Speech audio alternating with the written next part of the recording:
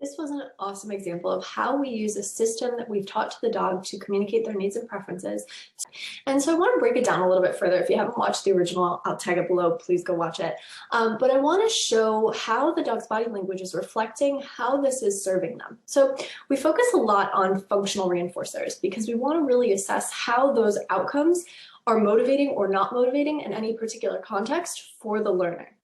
And so this is one of the cornerstones of the learner-centered approach that I take to reactivity, which is a bit different.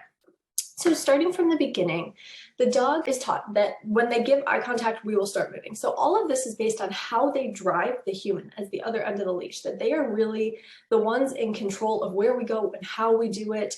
And of course, we can give some input and we do have veto power for safety, but it really helps us to assess what they need in any given environment, assess their motivations. Are they wanting access? Do they want to avoid? And get more information about the specifics and each dog's unique brand of reactivity. So within this, we see Ayla look up at the handler really beautifully when she wants to start that movement. Now, to continue the movement, we want to know that the dog is intentionally pushing us forward, like rolling a ball, that they're consciously aware of what they're doing. And so you'll see her staying next to the handler's side. Now, this isn't meant to be obedience. It doesn't need to be a heel. It's just a way that we know that that's her intention. She's trying to do this to get this outcome. And so when she starts to leave that position, and of course, she's welcome throughout that position to look around, to take things in. She does not need to maintain eye contact. We want her really processing her environment. As she starts to leave that position, we stop as a way of asking a question. Do you want us to continue moving in that direction? Do you need a moment to ground yourself? How's your arousal doing? How are you feeling? And we'll see how this starts to serve her as they move forward. Here we go, they've got some beautiful motion and we see her tail is high, her ears are up, her body is loose and relaxed and elevated, and she looks happy and relaxed as they're moving forward. Now she starts to look around at the environment a little bit and she checks back in, she keeps walking with mom. Now at some point she starts to pull just a little ahead and her ears got a little bit concerned, a little forward, she's a little distracted by something in the distance. And so Ayla's mom stopped and just said, do we need to keep going that direction? What do you think? What's your input? And she immediately checks back in. She's still next to her, so they continue going again. It's our way of getting some confirmation from them that that is what they need. Now, as they continue moving forward, we see her tail start to lower, her head starts to lower, her ears come forward, but at times they also come back, and her body starts to stiffen a little bit. It's not as elevated and bouncy in her motion. Now she's still giving some beautiful engagement. She's still very intentionally moving the walk forward. And so at a certain point, we see her really notice the horses in the distance, and she gets a little concerned, and she starts to move ahead and away. We see her mom stop and wait to see what she wants to do next. Now, Ayla starts to turn herself slightly away from where the horses are in the distance. We start to see her shift where her body is leaning. Her tail is pretty far down and stiff, and her back legs are held up just a little bit in somewhat of a suspicious posturing.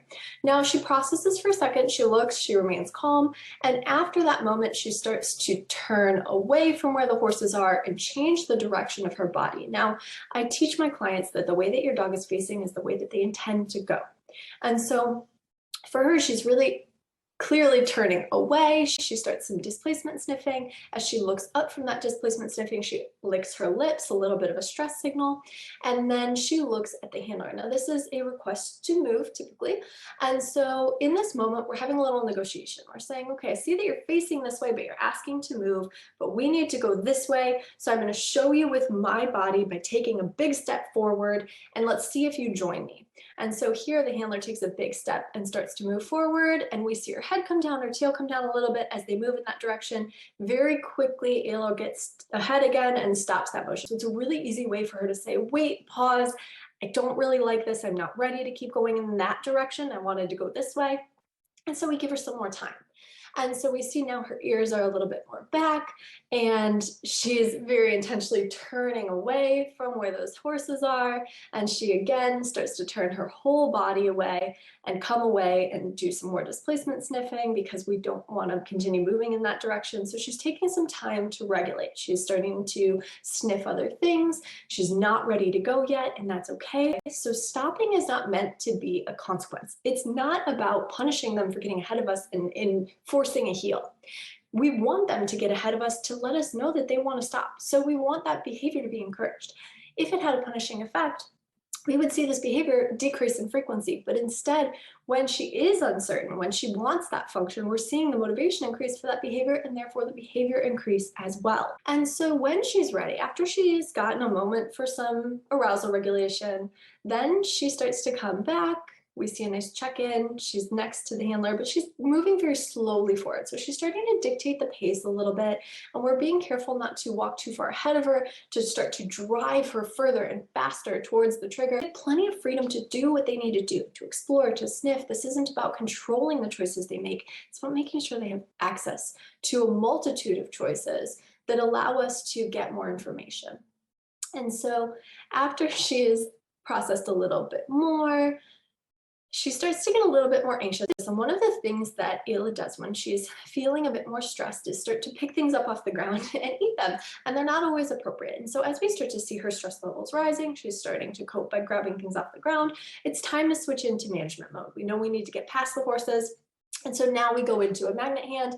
And because she's had a lot of autonomy and choice leading up to this point, the dogs tend to cope better when we're taking choices away because they've been given more choices in general.